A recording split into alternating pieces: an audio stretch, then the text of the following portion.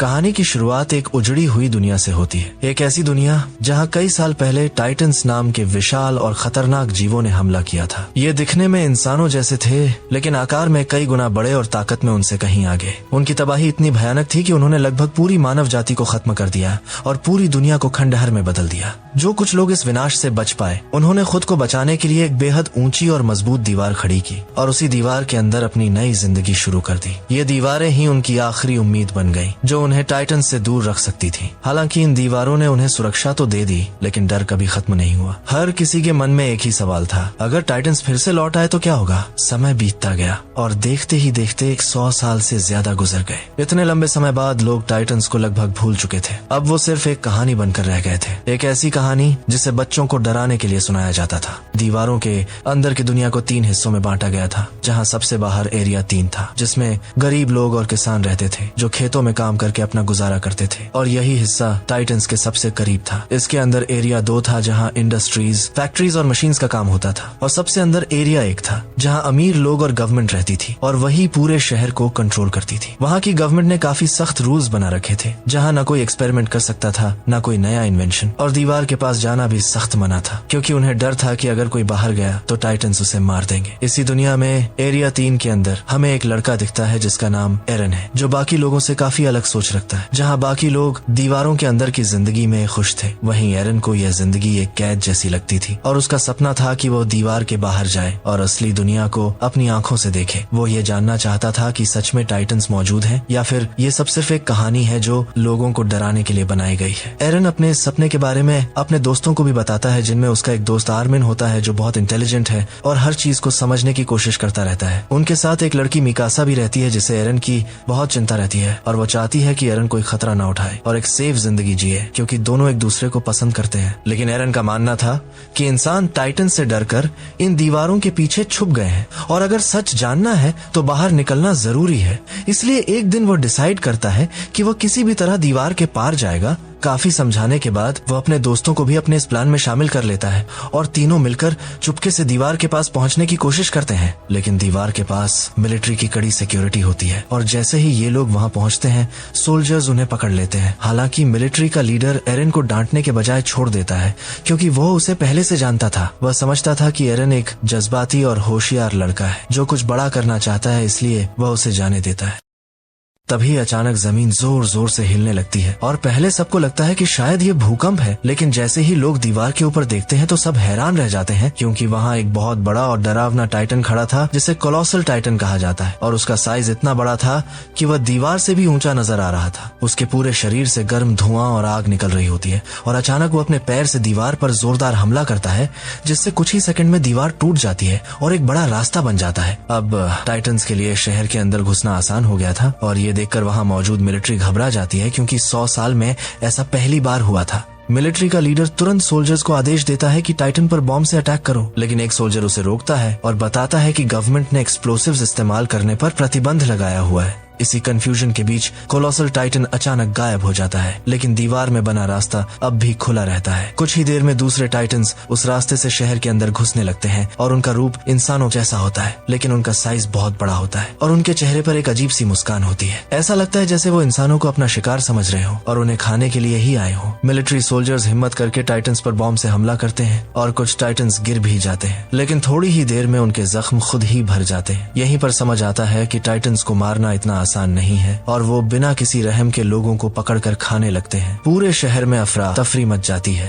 हर तरफ चीखें सुनाई देती हैं। कुछ लोग टाइटन्स के हाथों मारे जाते हैं और कुछ भगदड़ में ही कुचल जाते हैं। बचने के लिए लोग एक बड़े हॉल की तरफ भागने लगते हैं, क्योंकि वही एक जगह थी जिसे अभी सेफ माना जा सकता था। इसी भीड़ में एरन और मिकासा भी अपनी जान बचाने के लिए हॉल की तरफ भागते हैं, लेकिन तभी मिकासा की नजर एक छोटे बेबी और उसकी माँ पर पड़ती है, जो भीड़ में फंस चुके थे। मिकासा उन्हें बचाने के लिए रुक जाती है, जबकि भीड़ इतनी ज्यादा होती है कि एरन को धक्का देकर अंदर भेज दिया जाता है, और तुरंत हॉल का दरवाजा बंद कर दिया जाता है। एरन बार बार चिल्लाता है कि दरवाजा खोल दो, मिकासा बाहर रह गई है, लेकिन अंदर खड़े लोग डर के मारे दरवाजा खोलने की हिम्मत नहीं करते, और सब चुपचाप खड़े रहते हैं। उधर बाहर मिकासा उस बेबी को बचाकर खड़ी होती है। तभी एक भयानक टाइटन धीरे धीरे उसकी तरफ बढ़ने लगता है, और हॉल के अंदर खड़ा एरन ये सब अपनी आंखों से देख रहा होता है, लेकिन वह कुछ भी नहीं कर पाता, और अगले ही पल वह टाइटन मिकासा और उस बेबी को एक ही बार में निगल जाता है। यह देखकर कर कुछ सेकंड के लिए सब कुछ शांत हो जाता है। गुस्से और दर्द से भरा एरिन जोर लगाकर हॉल का दरवाजा खोल देता है और बाहर निकल आता है। उसके दिमाग में बस यही चल रहा होता है कि उसने अपने प्यार को खो दिया। लेकिन जैसे ही एरिन बाहर आता है उसे पता चलता है कि टाइटंस ने पूरे हॉल को चारों तरफ से घेर लिया है और अंदर के लोग अब पूरी तरह फंस चुके हैं। कुछ ही देर में टाइटंस हॉल की छत तोड़ देते हैं और ऊपर से ही लोगों को पकड़ पकड़ कर खाने लगते हैं। हर तरफ चीखें और खून ही खून फैल जाता है। अब यहाँ से एरिन आगे बढ़ता है और कहानी सीधे 2 साल आगे चली जाती है, जहाँ सीन सिटी के इंडस्ट्री एरिया में शिफ्ट होता है, जो दीवार की वजह से अभी भी टाइटन से सुरक्षित है। पहले हमले में बचे हुए लोग अब इसी हिस्से में रहने लगे हैं, लेकिन यहाँ पॉपुलेशन बहुत ज्यादा बढ़ चुकी है और खाने की भारी कमी होने लगती है। हालात इतने खराब हो जाते हैं कि लोग भूख से मरने लगते हैं और अब बचे हुए लोगों के पास सिर्फ एक ही रास्ता बचता है कि टाइटंस का सामना किया जाए और अपना खोया हुआ एरिया वापस लिया जाए। इसी मकसद से एक स्पेशल मिलिट्री टीम बनाई जाती है जो टाइटंस से लड़ने की ट्रेनिंग लेती है और यही टीम अगले मिशन की तैयारी करती है। ये सोल्जर्स पूरे 2 साल तक सख्त ट्रेनिंग करते हैं और इसी ट्रेनिंग में एरन और उसका दोस्त आर्मिन भी शामिल होते हैं, जहाँ एरन का मकसद सिर्फ बदला लेना होता है। वह मिकासा की मौत का बदला टाइटन से लेना चाहता है और खुद को इतना मजबूत बनाना चाहता है कि वह उनका सामना कर सके। इस मिशन को लीड कर रहे होते हैं एक कमांडर जिनका नाम कुबाल होता है और वह टीम को एक खतरनाक प्लान बताते हैं। प्लान ये होता है कि रात के अंधेरे में वापस उसी जगह जाया जाएगा जहाँ दीवार टूटी थी और ब्लास्ट की मदद से उस रास्ते को हमेशा के लिए बंद किया जाएगा। मतलब दीवार के ऊपर ब्लास्ट करके उसके बड़े टुकड़े नीचे गिराए जाएंगे ताकि वह होल पूरी तरह बंद हो जाए और टाइटंस का रास्ता खत्म हो जाए। अगर ये प्लान सफल हो गया तो शहर में टाइटंस का आना जाना हमेशा के लिए बंद हो जाएगा और लोग फिर से नॉर्मल जिंदगी जी सकेंगे। लेकिन ये मिशन बेहद खतरनाक होता है क्योंकि या तो वो टाइटंस को रोकेंगे या फिर खुद अपनी जान गंवा देंगे।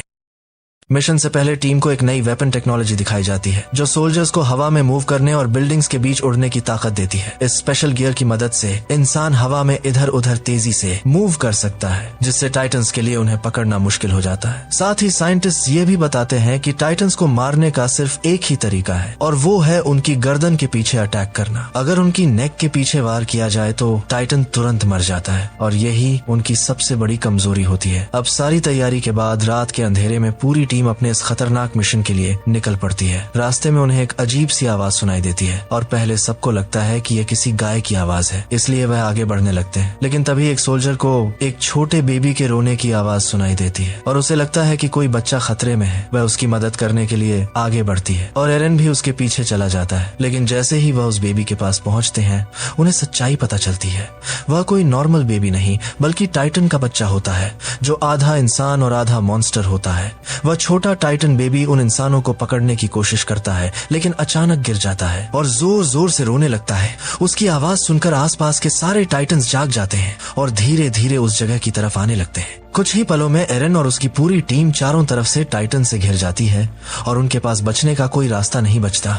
सबसे बुरी बात यह होती है कि उनका लीडर कुबाल डर के मारे हथियार और गाड़ियां लेकर वहां से भाग जाता है और अपनी टीम को मरने के लिए छोड़ देता है। इसी हमले में एरन का दोस्त आर्मिन भी एक टाइटन के हाथ लग जाता है, लेकिन आखिरी समय पर एक सोल्जर हिम्मत दिखाकर उसे बचा लेता है। अब सिचुएशन पूरी तरह बिगड़ चुकी होती है और ऐसा लगता है कि अब कोई भी बच नहीं पाएगा। तभी अचानक वहाँ एक टाइटन हंटर आ जाता है जिसका नाम शिकिशिमा होता है और आते ही वह तेजी से कई टाइटन्स को मार गिरा था। उसके साथ एक और सोल्जर भी होती है और सब चौंक जाते हैं जब पता चलता है कि वह कोई और नहीं बल्कि मिकासा है। मिकासा अभी भी जिंदा होती है और शिकिशिमा के साथ मिलकर अपनी फ्लाइंग गियर और ब्लेड्स की मदद से टाइटन्स को खत्म करने लगती है। दोनों मिलकर पूरी टीम को बचा लेते हैं और धीरे धीरे सभी टाइटन्स को खत्म कर देते हैं। इसके बाद सब लोग दीवार के उस टूटे हुए रास्ते की तरफ बढ़ते हैं जहाँ उन्हें अपना मिशन पूरा करना था। लेकिन एरन को सबसे ज्यादा झटका तब लगता है जब मिकासा उसे देखकर भी अनदेखा कर देती है, जैसे वह उसे पहचानती ही ना हो। असल में जब टाइटन ने मिकासा को निगला था तब शिकिशिमा ने ही उसे बचाया था और उसे टाइटन से लड़ना सिखाया था। तब से मिकासा का सिर्फ एक ही मकसद बन गया था और वह था टाइटन्स को खत्म करना, इसलिए अब वह पूरी तरह बदल चुकी थी। शिकिशिमा अब एरन को एक जरूरी बात समझाता है और उसे आगे आने वाले खतरों के बारे में बताता है। शिकिशिमा एरन से कहता है कि टाइटन से लड़ने के लिए सबसे पहले अपने अंदर के डर को खत्म करना पड़ेगा, क्योंकि उसके हिसाब से इंसान का असली दुश्मन टाइटन नहीं बल्कि उसका खुद का डर होता है जो उसे भागने पर मजबूर करता है। तभी वहाँ कमांडर कुबल वापस आता है और बताता है कि उनके पावरफुल वेपन सीक्रेट स्टोरेज में नहीं मिले, और शक जताता है कि टीम के अंदर ही कोई चोर है जो हथियार चुरा सकता है, इसलिए वो उन्हें बचाने के लिए वहाँ गया था। अब पूरी टीम जल्दी जल्दी हथियार तैयार करने लगती है, लेकिन उनकी आवाज सुनकर टाइटन्स दोबारा वहाँ पहुँच जाते हैं और अचानक 2 सोल्जर्स को पकड़कर तुरंत खा जाते हैं, जिससे सब घबरा जाते हैं। लेकिन कुबल को अब भी सिर्फ हथियारों की चिंता होती है और इसी बीच एक चोर हथियारों से भरी गाड़ी चुराकर भागने लगता है। तभी एक औरत जिसका पति टाइटन्स का शिकार बन चुका था, गुस्से में आकर उस चोर से गाड़ी छीन लेती है और हथियारों को खुद ही आग लगा देती है। वह उस गाड़ी को सीधे टाइटन्स के बीच ले जाकर क्रैश कर देती है, जिससे एक बहुत बड़ा ब्लास्ट होता है, लेकिन टाइटन्स फिर भी जिंदा रह जाते हैं। इस ब्लास्ट के साथ उनकी आखिरी उम्मीद भी खत्म हो जाती है। और जैसे ही हालात और खराब होते हैं, कुबल एक बार फिर सबको छोड़कर भाग जाता है। अब एरन और उसकी टीम पूरी तरह टाइटन्स के बीच फंस चुकी होती है और चारों तरफ सिर्फ मौत नजर आती है। इसी वक्त एरन को शिकिशिमा की बात याद आती है कि डर से नहीं बल्कि हिम्मत और भरोसे से टाइटन्स का सामना करना होगा, और वो डिसाइड करता है कि अब वो नहीं डरेगा। वो सीधे टाइटन्स पर हमला कर देता है और कुछ टाइटन्स को मार भी देता है, लेकिन उनकी संख्या बहुत ज्यादा होती है। लड़ाई के दौरान एरन अपनी एक टांग खो देता है और तभी एक टाइटन आर्मिन को पकड़ लेता है और उसे खाने वाला होता है। सारे सोल्जर्स मिलकर आर्मिन को बचाने की कोशिश करते हैं, लेकिन उनकी ताकत टाइटन्स के सामने कम पड़ जाती है। अब एरन को लगने लगता है कि वो बेकार है, क्योंकि वो ना इंसानियत की मदद कर पा रहा है और ना अपने दोस्त की जान बचा पा रहा है। लेकिन फिर वो खुद को संभालता है और आखिरी बार उठकर आर्मिन को बचाने के लिए टाइटन पर हमला कर देता है। वह आर्मिन को बचा लेता है, लेकिन इस दौरान एरन अपना एक हाथ भी खो देता है और तभी वही टाइटन आर्मिन की जगह एरन को ही निगल जाता है। अब टाइटन के पेट के अंदर एरन धीरे धीरे डाइजेस्ट होने लगता है और ऐसा लगता है कि उसका अंत करीब है।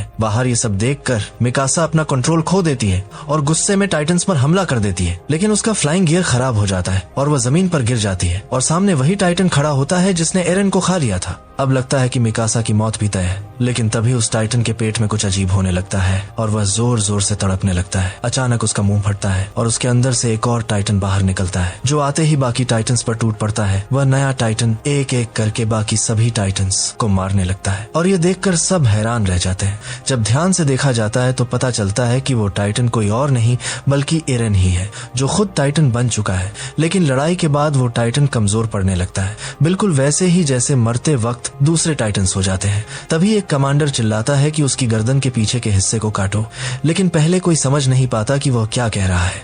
मिकासा तुरंत उसकी बात समझ जाती है और टाइटन की गर्दन पर हमला करती है, जिससे अंदर से एरन जिंदा बाहर निकल आता है। सबसे हैरानी की बात यह होती है कि उसका कटा हुआ हाथ और पैर पूरी तरह ठीक हो चुके होते हैं। ये देखकर शिकिशिमा हल्का सा मुस्कुराता है, जैसे उसे पहले से पता हो कि एरन के साथ ऐसा होने वाला है। इसके बाद मूवी में एक फ्लैशबैक दिखाया जाता है, जिसमें एरन के पिता ग्रिशा के बारे में सच्चाई सामने आती है। ग्रिशा एक साइंटिस्ट थे और एक दिन वह एरन को एक स्पेशल दवाई इंजेक्ट करते हैं, जबकि उसी समय एक कमांडर भी वहाँ मौजूद होता है। एरन की माँ इस एक्सपेरिमेंट को रोकने की कोशिश करती है, लेकिन ग्रिशा कहते हैं कि यह दवाई एरन को फ्यूचर में खास बनाएगी और शायद वही इंसानियत को टाइटन से बचाएगा। तभी फ्लैशबैक में दिखता है कि जैसे ही ग्रिशा ये इंजेक्शन देते हैं, उसी समय गवर्नमेंट ऑफिसर्स उनके घर पहुंच जाते हैं। ग्रिशा तुरंत एरन को एक कमांडर के साथ छुपा देते हैं और उन ऑफिसर्स के साथ कुबल भी मौजूद होता है। गवर्नमेंट को पता चल चुका था कि ग्रिशा सीक्रेटली एक्सपेरिमेंट्स कर रहे थे और यहाँ का कानून किसी भी तरह के एक्सपेरिमेंट या इन्वेंशन की इजाजत नहीं देता था। इसी वजह से सजा के तौर पर एरन के माता पिता को अरेस्ट कर लिया जाता है और उनके सारे रिसर्च नोट्स जला दिए जाते हैं। यही वजह थी कि वह कमांडर हमेशा एरन का साथ देता था, क्योंकि उसे पता था कि एरन के अंदर कुछ खास है और वह जानता था कि उस दवाई की वजह से एरन एक दिन इंसानियत का सबसे बड़ा हथियार बनकर टाइटन्स के खिलाफ लड़ेगा। अब प्रेजेंट टाइम में एरन को होश आता है और वो देखता है कि वो कुबल की कैद में है।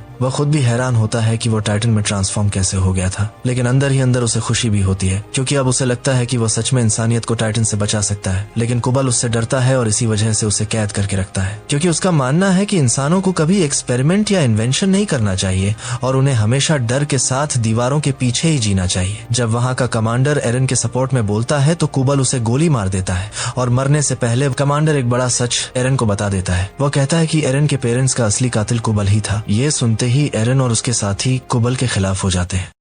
तभी अचानक एक बहुत ताकतवर टाइटन वहां आ जाता है और आते ही सीधे एरन को पकड़ लेता है, जबकि सारे सोल्जर्स उसे रोकने की कोशिश करते हैं। लेकिन वो टाइटन इतना बड़ा और खतरनाक होता है कि रास्ते में आने वाली हर चीज को खत्म करता हुआ आगे बढ़ता है और आर्मिन को भी मारने वाला होता है। तभी मीकासा उसके सामने आ जाती है और कुछ पल के लिए ऐसा लगता है जैसे टाइटन उसकी बात समझ रहा हो, लेकिन अगले ही पल वो एरन को लेकर वहां से चला जाता है और इसी लड़ाई के दौरान कुबल भी मर जाता है और यहीं उसकी कहानी खत्म हो जाती है। अब एरन टीम में नहीं होता तो पूरी टीम कंफ्यूज हो जाती है कि आगे क्या करना है, लेकिन आर्मिन को याद आता है कि उनके पास अभी भी एक एक्सप्लोसिव बचा हुआ है।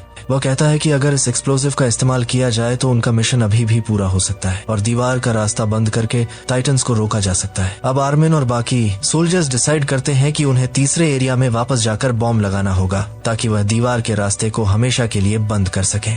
दूसरी तरफ एरन होश में आता है और खुद को एक अजीब और बड़ी जगह पर पाता है जहां उसके सामने शिकीशिमा खड़ा होता है। यहीं शिकीशिमा एक बड़ा सच बताता है कि टाइटन्स असल में इंसानी थे और उन्हें बनाने वाला कोई और नहीं बल्कि एरन के फादर ग्रिशा थे। उन्होंने टाइटन्स को मिलिट्री वेपन के रूप में बनाने की कोशिश की थी, लेकिन उनका एक्सपेरिमेंट फेल हो गया और एक खतरनाक वायरस पूरी दुनिया में फैल गया। इस वायरस की वजह से इंसान टाइटन्स में बदलने लगे और धीरे धीरे पूरी दुनिया तबाह हो गई। और सबसे खतरनाक बात यह थी कि टाइटन्स बिना खाए पिए भी जिंदा रह सकते थे, मतलब वो लगभग इमॉर्टल बन गए थे और उन्हें रोकने का सोल्यूशन सिर्फ एरन के फादर के पास था, जो उनकी मौत के साथ ही खत्म हो गया। शिकीशिमा यह भी बताता है कि अगर गवर्नमेंट ने एक्सपेरिमेंट्स बैन ना किए होते तो शायद टाइटन्स का इलाज मिल सकता था। इसीलिए ग्रिशा ने एरन को स्पेशल सीरम दिया ताकि फ्यूचर में वो टाइटन्स के खिलाफ इंसानियत की तरफ से लड़ सके। फिर शिकीशिमा एक और सच बताता है कि वो खुद गवर्नमेंट के खिलाफ है और उसके साथियों ने पहले भी वेपन्स की गाड़ी चुराने की कोशिश की थी। एरन पहले हैरान होता है, लेकिन उसकी बात समझकर वह उसकी मदद करने के लिए तैयार हो जाता है। दूसरी तरफ आर्मिन और मीकासा अपनी टीम के साथ बॉम्ब स्टोरेज तक पहुंच जाते हैं और किसी तरह टाइटन से बचते हुए गाड़ी में बॉम्ब लोड करते हैं और फिर वह दीवार की तरफ निकल पड़ते हैं ताकि अपने मिशन को पूरा कर सके। लेकिन रास्ते में अचानक शिकीशिमा उन्हें रोक लेता है और तब वह अपना असली प्लान बताता है कि बॉम्ब से दूसरे एरिया की वॉल को भी उड़ा दिया जाए ताकि एरिया 3 के टाइटन्स एरिया 2 में घुस जाएं और लोगों को मजबूरी में लड़ना पड़े। इससे लोगों का डर खत्म होगा और बाद में वही लोग गवर्नमेंट के खिलाफ खड़े होकर उसे गिरा देंगे, क्योंकि वह मानता है कि सारी तबाही की जड़ गवर्नमेंट ही है। लेकिन एरन और उसके साथी इस प्लान से बिल्कुल अग्री नहीं करते और साफ कहते हैं कि अगर वॉल टूट गई तो हजारों मासूम लोग मारे जाएंगे। यहीं से एरन और शिकीशिमा के बीच बड़ी बहस शुरू हो जाती है, क्योंकि अब बात सिर्फ टाइटन्स की नहीं बल्कि पूरी इंसानियत के फ्यूचर की हो चुकी होती है। आखिर में शिकीशिमा अपना फैसला लेता है और खुद को मार देता है, लेकिन उसी पल एक बहुत बड़े टाइटन में ट्रांसफॉर्म हो जाता है। यहीं पर यह सच सामने आता है कि शिकीशिमा भी एरन की तरह टाइटन बन सकता है और वही टाइटन पहले उसे कुबल से बचाने आया था। इस दुनिया में जो लोग सीरम से टाइटन बनते हैं उन्हें ट्रांसफॉर्म होने के लिए अपनी जान को खतरे में डालना पड़ता है और उनकी असली बॉडी टाइटन की गर्दन के पीछे होती है। वहीं से वो टाइटन को कंट्रोल करते हैं और अब एरन और शिकीशिमा के बीच जबरदस्त टाइटन फाइट शुरू हो जाती है। शुरुआत में शिकीशिमा भारी पड़ता है और एरन को काफी मुश्किल होती है, लेकिन धीरे धीरे एरन अपनी हिम्मत और फाइटिंग स्किल से उसे पीछे धकेलने लगता है और इसी दौरान प्लान के मुताबिक वो वॉल के ऊपर बॉम्ब लगाने में भी कामयाब हो जाता है ताकि रास्ता हमेशा के लिए बंद किया जा सके। लेकिन तभी एक और सच सामने आता है कि कुबल अभी जिंदा है और वो चिल्लाकर कहता है कि एरन को उसके हवाले कर दिया जाए। उसका मानना होता है कि इंसानों को टाइटन से लड़ना ही नहीं चाहिए और उन्हें हमेशा डर के साथ दीवारों के पीछे ही रहना चाहिए। तभी एक फीमेल सोल्जर गुस्से में आकर कुबल को गोली मार देती है, लेकिन उसी वक्त सबसे बड़ा सच सामने आता है। कहानी की शुरुआत में जो बड़ा टाइटन दिखा था वो असल में कुबल ही था और अब वो फिर से टाइटन में ट्रांसफॉर्म हो जाता है। अब कुबल टाइटन बनकर मिशन को रोकने की पूरी कोशिश करता है और सिचुएशन बेहद खतरनाक हो जाती है। तभी शिकीशिमा एक आखिरी फैसला लेता है और अपनी जान की परवाह किए बिना बॉम्ब को कुबल के टाइटन के मुंह में डाल देता है। एक जोरदार ब्लास्ट होता है और उसी धमाके में कुबल का टाइटन खत्म हो जाता है और साथ ही दीवार का बड़ा रास्ता भी बंद हो जाता है। इस तरह उनका ऑपरेशन आखिरकार सक्सेसफुल हो जाता है और सालों बाद इंसानियत को एक नई उम्मीद मिलती है। आखिरी सीन में एरन और मिकासा साथ खड़े होते हैं और पहली बार समुद्र और आसमान में उड़ते हुए परिंदों को देखते हैं और इसी के साथ ये मूवी खत्म हो जाती है।